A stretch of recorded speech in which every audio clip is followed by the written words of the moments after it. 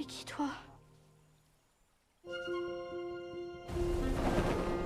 Mickey! Je commençais sérieusement à m'inquiéter. Qu'est-ce que ça peut être? Aucune idée. À mon avis, c'est un magicien. Ou peut-être un ange.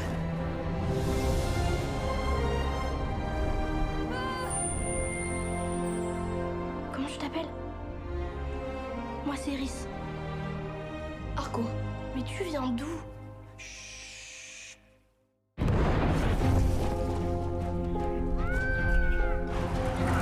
Faut pas qu'on reste ici. Mikinou. Et si je venais avec toi? Iris, c'est impossible. Il y avait un diamant sur ma combinaison. Je pourrais jamais rentrer chez moi si je l'ai pas.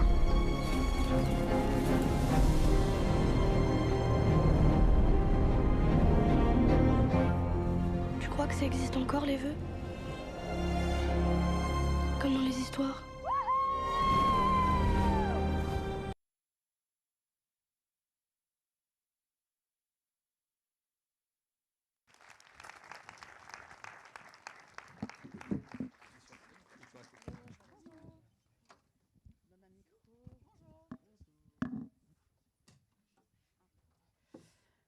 Installez-vous. Ah, pardon. Non, c'est bon. Donc, on accueille Félix de Givry, qui est coproducteur et co-scénariste sur le film. Et Sophie Masse, qui est coproductrice avec Nathalie Portman, du coup, sur ce film. Et qui, c'est vous, peut-être vous allez reconnaître sa voix quand elle va parler. J'ai lu ça. Non, j'ai fait la voix de la maman d'Arco, mais même ma famille m'a pas reconnue, donc vous inquiétez pas, c'est normal.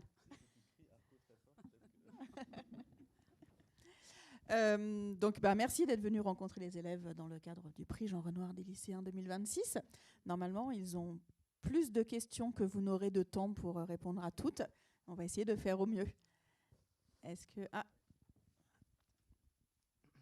Bonjour. Bonjour. Moi, ma question, c'est quelle était l'idée du réalisateur et de toute l'équipe de faire un film d'animation? Hugo, le réalisateur, il est réalisateur d'animation, il dessine, il avait pas d'autre idée il n'aurait pas imaginé faire un film autrement, sachant qu'en plus ça l'angoisse énormément les tournages et tout. Enfin, il est plutôt chez lui à dessiner dans son coin. Et après, en fait, même le film lui-même est né par un dessin. En fait, c'est Hugo qui m'a envoyé un dessin de Arco. Enfin, c'était même pas Arco, c'était comme une petite traînée dans le ciel. C'était même une petite animation, en fait, une traînée dans le ciel qui se transformait en personnage. Et il m'a dit, c'était pendant le Covid, il m'a dit, ah, t'en penses quoi? Ça pourrait être un clip ou un court-métrage. Et en fait, immédiatement, je lui ai dit, je pense qu'il y a, il y a le terreau d'un long-métrage, ou en tout cas d'une histoire plus grande. Et on s'est mis comme ça à rêver de l'histoire du film. Donc en fait, c'est très très lié au dessin, et même l'histoire du film à la fin se termine par le dessin. Enfin voilà, Hugo, un truc qu'il dit souvent, c'est que tout ce qui nous entoure, tout vient du dessin finalement. La chaise sur laquelle tu es assise, elle a été dessinée avant d'exister. Enfin, voilà, et donc le film, c'est un peu ça. Je sais pas si ça répond à la question, mais... Oui, merci.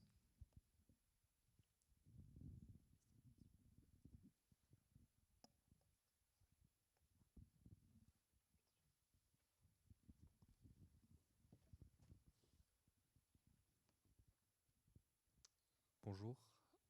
Bonjour. Est-ce que, alors, quelles étaient les parts de référence lors de la réalisation du film? De référence, ouais.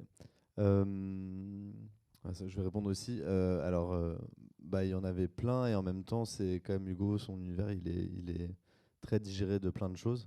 Les deux qui citent souvent, c'est Premier Choc, 8 ans, Dragon Ball Z. Je ressens Goku en action, et il se dit j'ai envie de mettre toute ma force dans le dessin.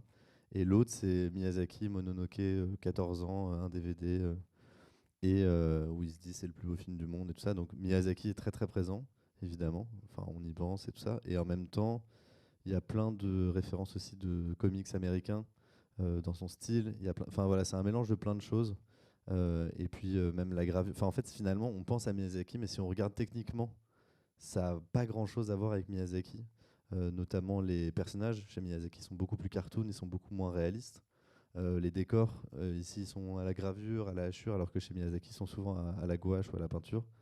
Mais voilà, c'est une impression et c'est une question de sensibilité similaire avec Miyazaki. Voilà, et après, il y a des références plus pop qui citent souvent, genre Casper, Jumanji, E.T., qu'on a regardé quand on a écrit le film. Des films un peu comme ça, très grand public, très pop, avec de l'enfance. Ouais, Jumanji, il en parle souvent. Ouais. Et après, il y avait aussi une envie de pas ancrer le film dans... Le film était français et Hugo est français, mais c'était intéressant dans l'idée, dans les décors. Les maisons, elles sont plutôt de facture américaine. On est un peu... C'est à la fois, on reconnaît l'environnement et en même temps, on est dans aucun endroit qu'on connaît vraiment. Et ça, j'ai trouvé ça aussi très intéressant dans le monde d'Hugo. Ouais, c'est vrai. Oh, beaucoup de questions là. C'est... Bonjour. Comment vous choisissez pour quel film vous allez produire? Parce qu'il y a certains films que vous avez produits comme Call Me By Your Name et là Arco, il y a quand même une grosse différence. Je crois qu'un film, c'est une rencontre. C'est comme quand on rencontre des gens avec qui on a envie de devenir amis. On lit une histoire, on rencontre une réalisatrice ou un réalisateur et on a envie de passer du temps avec cette personne. On est happé par l'univers dont il ou elle parle. Et la première fois qu'on a entendu Arco, Nathalie et moi, on n'avait jamais fait d'animation et on ne savait absolument pas comment ça se fabriquait, comment ça se faisait. Et en même temps, l'histoire était tellement magique et poétique qu'on s'est dit, on peut essayer, on va essayer s'ils veulent bien de nous, on va essayer de travailler avec eux et de les aider parce qu'il faut que cette histoire existe, il faut que ce film existe, on a besoin, on a très envie de le faire et donc on y a été comme attiré par une envie de cinéma et d'histoire. Moi, j'ai pas eu le choix. Je suis associé avec Hugo, donc j'étais obligé de le produire. Voilà, c'était plus compliqué.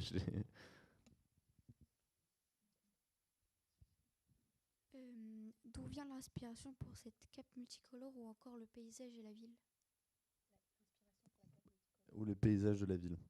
Alors, la cape, c'est lié justement à ce premier dessin où c'était très vite, c'est devenu un arc-en-ciel. Et on s'est dit, c'est marrant, les arcs-en-ciel, ça n'a jamais vraiment été traité. Et ça reste quand même quelque chose où on ne sait pas vraiment ce que c'est. En même temps, on peut l'expliquer scientifiquement, c'est de l'eau diffractée, enfin voilà. Et en même temps, ça reste quand même un truc magique. Il continue à y avoir des légendes urbaines dessus. Même nous, adultes, dès qu'on voit un arc-en-ciel, on est quand même fasciné par l'arc-en-ciel. Voir deux arcs-en-ciel, on est encore plus fasciné. Voir Hugo, il m'a envoyé il n'y a pas longtemps une vidéo de 10 arcs-en-ciel en même temps. Je ne sais pas s'il te l'a envoyé aussi. Donc là, on est encore plus fasciné. Mais donc ça vient de là. Donc c'est juste une représentation réelle d'un arc-en-ciel. Et c'était très très compliqué à faire, du coup, parce qu'il a fallu animer chaque couleur de la cape. Enfin, en fait, tout a été animé à la main, quoi. Et tout le film a été fait entièrement à la main, mais ça, c'était particulièrement long. Je pense que les gens lui en ont voulu. Et d'ailleurs, même, on a eu une solution à un moment. Et tous les animateurs étaient trop contents. Je ne sais pas si vous vous souvenez, dans le film, à un moment, il fait nuit. Elle lui dit, ta cape, elle est blanche. Et tout le monde était, c'est génial qu'elle soit blanche à ce moment-là. Elle ne peut pas être blanche tout le film. Et après, les paysages, y a plein d'inspirations de vrais paysages. Notamment, la ville, elle est un peu inspirée de la ville où Hugo a grandi, qui s'appelle Avallon, en Bourgogne. Donc ça, c'est un peu la forêt de son enfance et tout ça. La grotte, à la fin, c'est une grotte qui existe en France qui s'appelle le Gouffre de Padirac, où on a été faire des repérages avec Hugo, on y a été.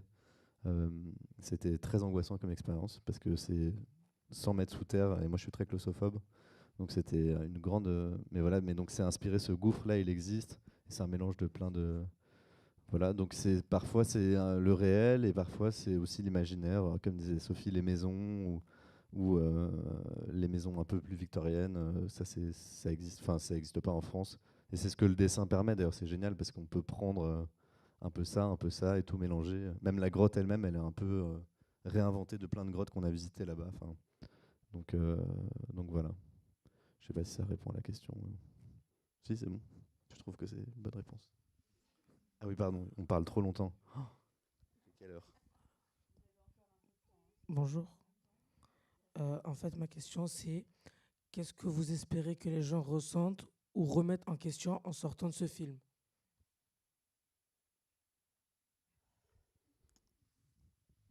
ressentent des émotions.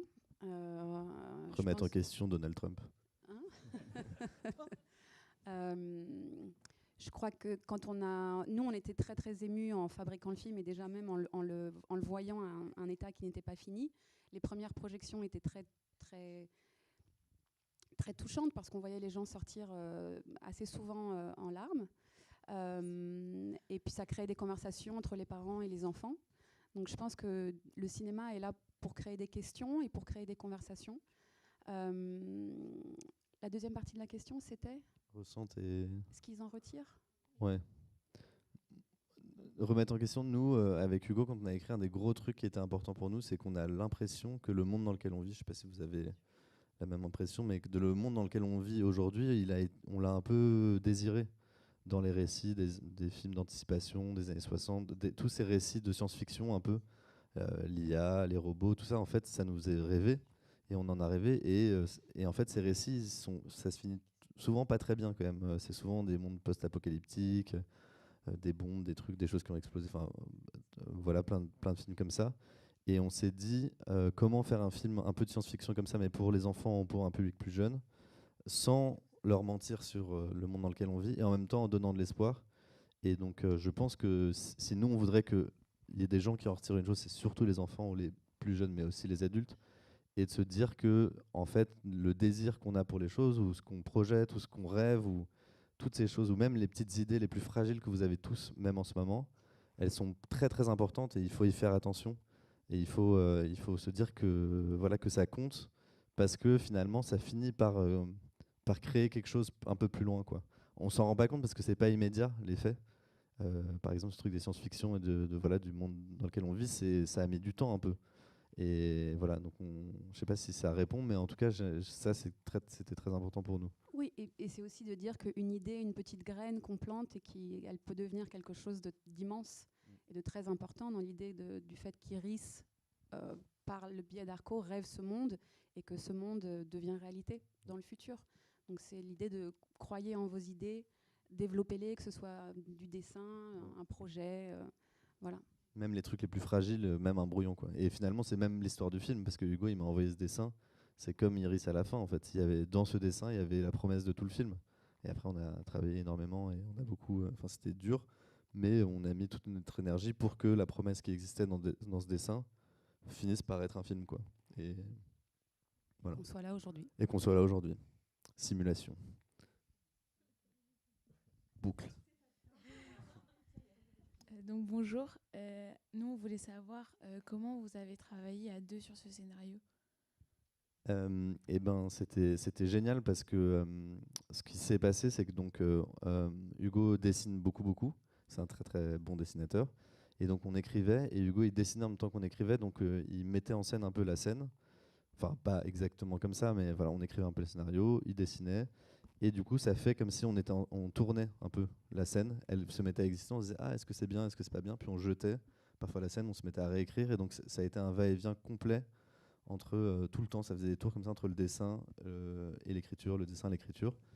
Et jusqu'à après, on a assemblé le dessin et on a fait une animatique, ce que Sophie et Nathalie ont vu, avec des maquettes de musique, avec des maquettes de... Enfin voilà. Mais en tout cas, ça, c'était hyper précieux parce que le scénario, généralement, quand on écrit le scénario, on est un peu dans le fantasme et dans notre rêve de ce que pourrait être l'histoire. Alors que là, ça devenait très réel. Les personnages, ils existaient. Iris, elle avait un design. Arco, il avait un design. Mickey, le robot, bon, il existait dans le travail d'Hugo avant. Mais en fait, ça permettait qu'en fait, ça a jamais... Moi, j'ai jamais ressenti ce truc d'écriture où on est que à l'endroit de... ça pourrait être ci ou ça, quoi. C'était toujours très clair ce que c'était. Donc, ça, c'était trop bien. Voilà. Et pour ça, il faut savoir dessiner. Donc, voilà. Bonjour. Quel conseil donneriez-vous à quelqu'un qui veut faire de l'animation? Waouh. Eh ben, alors moi, j'ai un studio d'animation. Je peux vous donner son email à la fin. Oui. Bah, ouais, voilà, un CDI. Non, bah alors, beaucoup dessiner, quand même. C'est beaucoup observer. En fait, je trouve qu'on commence à... je vais pas rentrer dans un truc pessimiste, mais à moins regarder le monde, parce qu'on regarde plus nos téléphones, donc on regarde moins le monde. Et je pense que si on veut être un bon dessinateur, il faut regarder le monde. C'est hyper important parce qu'en fait, le dessin, c'est une synthèse du monde. Donc ça, c'est hyper important. Et après, en fait, je suis pas sûr que ça... avec le dessin, on se donne toujours une idée technique du dessin, de se dire, ah ben en fait, il faut être le meilleur techniquement. Hugo, il le dit beaucoup, c'était pas forcément le meilleur de sa classe quand il a commencé à dessiner. Dragon Ball Z, Sangoku, il a fait 800 Sangoku de 8 à 12 ans, là, comme tout le monde. Et c'était pas forcément le meilleur. Moi, il m'a déjà montré ses Sangoku, honnêtement. Parfois, on reçoit des Sangoku de gens qui veulent faire des stages de 3e, qui sont bien mieux que les Sangoku d'Hugo. Et en fait, c'est juste qu'au fur et à mesure, il a créé un vocabulaire à lui parce qu'il observait le monde. Moi, je pense que c'est ça le conseil le plus important, c'est d'observer le monde et d'en faire la synthèse. Et plus t'en feras la synthèse, plus t'auras ton style. Et le style, c'est super dur à dire qu'est-ce qui fait qu'un style est bien ou pas bien. Je veux dire, Riyad Sattouf, vous devez tous connaître, c'est pas... Enfin, je vais pas l'insulter en disant ça, il le dit lui-même, c'est pas forcément le plus grand dessinateur de tous les temps, mais il a un style qui est vraiment le sien, quoi. Donc il y en a des tonnes d'exemples comme ça. Et ça veut pas dire que Léonard de Vinci était mauvais, quoi. Il était plutôt bon. Mais...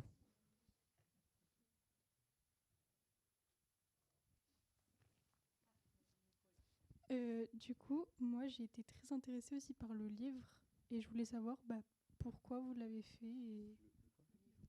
Le livre. Ah, le artbook. Et ben pour tout ça, alors moi je trouve qu'on l'a fait pour raconter toute l'histoire de la fabrication, comment on l'a vécu et tout ça, et pour aussi montrer, ça c'est un truc qui se fait pas mal au Japon et tout aussi, mais pour montrer ce que c'est que de faire un film d'animation en 2D aujourd'hui, parce que il y a beaucoup de films d'animation qui sont en 3D aujourd'hui. Maintenant il y a l'IA qui arrive, enfin bon, il y a plein de sujets dont on pourrait parler, mais c'est vrai que c'est des milliers de dessins en fait, un film d'animation en 2D. Et donc quand on voit le livre, déjà on voit que c'est des milliers d'étapes de dessin, que ce soit pour les décors, les personnages, le storyboard, voilà. Et donc du coup je trouve que c'est un objet qui permet de, juste en le feuilletant, on se rend compte de ça déjà. Et je pense que si on n'a pas ça, on se rend pas forcément compte de ce que ça représente. Et puis après c'était aussi une façon, nous notre société de production elle s'appelle Remembers. Et donc on est assez obsédé par l'idée du souvenir et tout ça. Et donc c'était aussi une façon d'avoir un souvenir de cette aventure qui nous a coûté quelques points de vie. Et puis dans l'expérience du cinéma, que ce soit de l'animation ou des prises de vue réelles, en fait, je pense que quand on est dans une salle, on ne se rend pas compte de tous les ingrédients, de toutes les personnes, de toutes les équipes techniques. Et c'est intéressant de déconstruire ça pour montrer que c'est le dessin, les effets spéciaux, les couleurs, les décors, les animations, les voix. Enfin, c'est toutes ces petites choses mises les unes bout à bout pour que ça arrive à ça. Et c'est quand vous voyez les génériques de fin, vous voyez le nombre de gens qu'il faut. Et donc c'était aussi ça, rendre hommage à tous les gens qui avaient travaillé sur le film et qui avaient permis de le créer. Ouais, sachant qu'un des autres trucs qui était important pour nous, c'est que quand on a commencé à vouloir faire le film, on nous disait si vous voulez faire un film d'animation, le directeur de l'animation par exemple, il doit avoir 45 ans. Il doit avoir fait 3 longs métrages, c'est comme ça que ça se fait et tout ça. Et nous on disait non, nous le directeur d'animation c'est Adam, il a 22 ans. Parce que c'était le stagiaire d'Hugo et c'est la personne en qui Hugo a le plus confiance. Et on disait mais c'est impossible, vous vous rendez pas compte, ça va être un amateur, il va... Et c'est ce qui s'est passé, c'est lui. Et la moyenne d'âge sur le film, c'était entre 27 et 28 ans. Les équipes étaient vraiment très très jeunes. Et je trouve que dans le livre, on ressent ça. Enfin, quand on voit même les interviews des quelques personnes qui ont participé à la fabrication du film à des postes importants, c'était que des gens très jeunes, c'était leur premier film. Et ça, je trouve que c'est en adéquation avec l'idée du film aussi. C'est-à-dire croire en des gens dont c'est la première fois aussi. Enfin, pas forcément aller... Alors oui, il y avait Nathalie Portman sur le film qui a peut-être et Sophie, qui ont un peu plus d'expérience. C'est pas les premières fois, mais c'est vrai que dans l'équipe technique, il y avait vraiment beaucoup de gens pour qui c'était la première fois et qui étaient très jeunes, qui sortaient d'école, et c'était merveilleux parce que moi, le musicien, première BO, César de la musique, alors que c'est sa première musique. Enfin tout ça, moi je trouve que c'est tellement ça crée une énergie assez incroyable. Ouais, et puis c'est tellement génial quand à la fin on se dit ça a produit ça, donc ça veut dire qu'il faut croire. Et je trouve qu'on vit dans un monde où c'est tellement plus simple de dire ça vaut ça, ça vaut ça. Enfin, voilà. Donc. Y a-t-il un lien entre la déesse arc-en-ciel Iris et le choix du prénom d'Iris, ami d'Arco, qui lui est designé en spectre de couleurs? Intéressant. Alors, le seul lien qu'il y a, c'est qu'on a appelé le film Arco, le personnage d'Iris, parce que Arco Iris en espagnol, Hugo, il a grandi pas mal dans des pays hispanophobes. Fun. Waouh. En cherchant le mot, ouais. J'ai failli t'aider et puis Ouais. tu l'as fait tout seul. Donc dans des pays qui sont contre l'espagnol. Et donc arco-iris en espagnol, ça veut dire arc-en-ciel. Donc voilà. Et puis, comment? En grec aussi? Iris, c'est la... Oui, oui. Ah oui. Ok, je savais pas. Ah non, non, non. Après, Iris, l'autre truc, c'était parce que c'est c'est le personnage qui voit. Donc c'est elle qui voit. Donc ça, on aimait bien aussi. Mais je n'avais pas le... En grec, c'est donc les voyelles...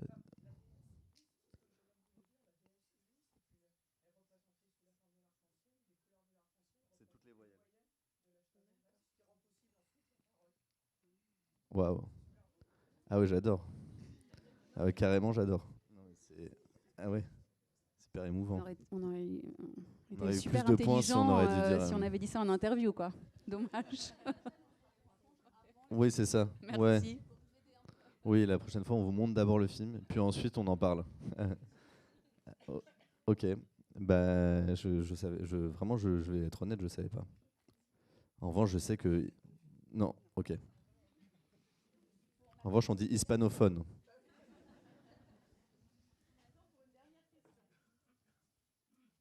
Il y en a 3. Ah non.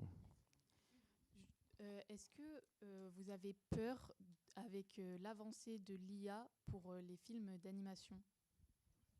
Très peur. C'est pas peur, c'est très peur. Très peur, et en même temps, c'est marrant, on en parlait il y a pas longtemps avec Hugo.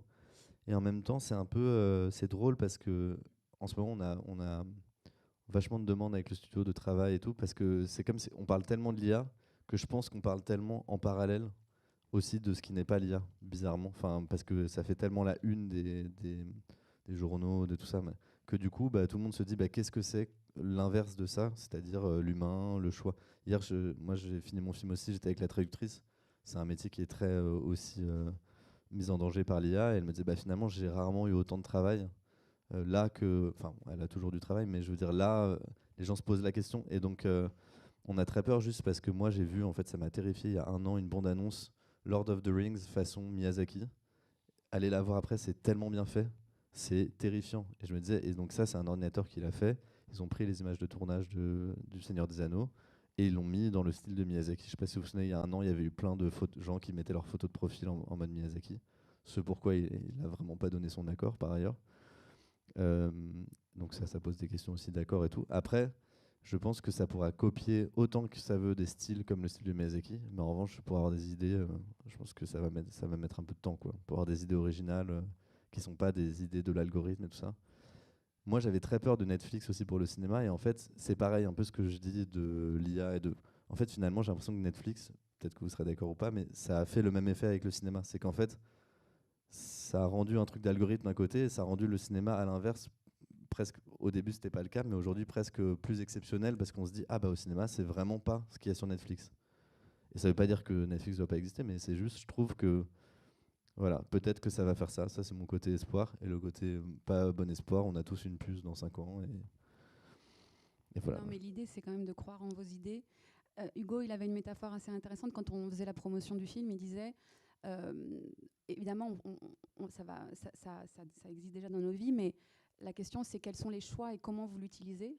Et il avait cette métaphore en disant, il y a certaines personnes qui vont se casser les jambes pour pouvoir marcher avec des béquilles. Alors pourquoi vous voulez utiliser des béquilles alors que vous pouvez marcher sans béquilles? Donc en fait, sur les endroits où vous pouvez marcher, continuez, faites confiance à vos idées et à tout ce que vous pouvez faire. Et puis les moments où ça peut vous aider à augmenter vos idées ou à ce que vos idées aillent plus vite, pourquoi pas? Mais c'est la question du choix et de comment vous utilisez l'IA. Après, les idées originales continueront d'exister. Le style, les choses intéressantes, je pense, en tout cas j'ai de l'espoir, continueront de faire la différence. Et c'est aussi à vous, vous saurez l'utiliser différemment de notre génération et de comment vous allez l'intégrer et aussi continuer d'investir dans vos idées à vous. Mais là où c'est très dangereux, un truc purement pratique, là où c'est très dangereux, c'est qu'un film d'animation, comme ça coûte cher. Et en fait, si en parallèle, les gens qui font un truc sur de l'IA et qu'ils le font et que ça prend du temps, et qu'ils le font en 2-3 jours de machine et tout ça, et que ça coûte 1000 euros, mettons, bah, nous, ça va devenir compliqué de dire, bah non, nous, c'est 300 personnes et ça coûte 10 millions d'euros. Les gens, ils vont dire, bah moi, je comprends pas, il y a un truc. Donc là, il y a un petit potentiel un peu légèrement risqué, quoi. Voilà. Mais qu'il fasse un bon film. Peut-être. Merci beaucoup. Merci. Merci à vous.